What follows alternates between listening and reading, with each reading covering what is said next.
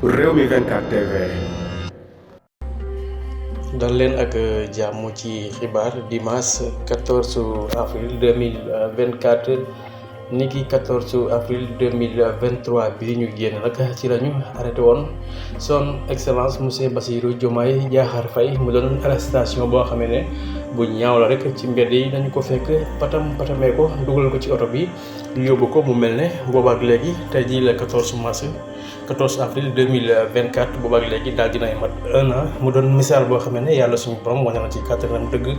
ndax bu ñuy xoolee ki nga xam ne na ngeen heure bii daaw ña ngi ko rek jàpp mu doon guddeem gu njëkk ca prison ba waaye tey jii mu mel ne mu ngi doon président de la république du Sénégal mi nga ko àdduna nga ko kon 1 an yi daal mi ngi doon fête boo xamante ne rek anniversaire bu neex la ci ki nga xamante ne rek moom mooy Bassirou Diomaye Diakhar Faye ndax kat ku ne xam na ne 14 avril 2023 ak 14 avril 2024 loolee 1 an la mu mel ne lu bare bari sensé na ci coppeeku gu mag a mag am na ci ndax kat ni ngeen heure bii mooy première guddeem gu njëkk goo xam ne rek daal dina koy fanaan ca prison ba waaye tey jii mu mel ne ma nga ca palais ba doon njiitum réewum Sénégal kon mi ngi ko ñu bari ji askan bi wax ni àdduna ngoo ko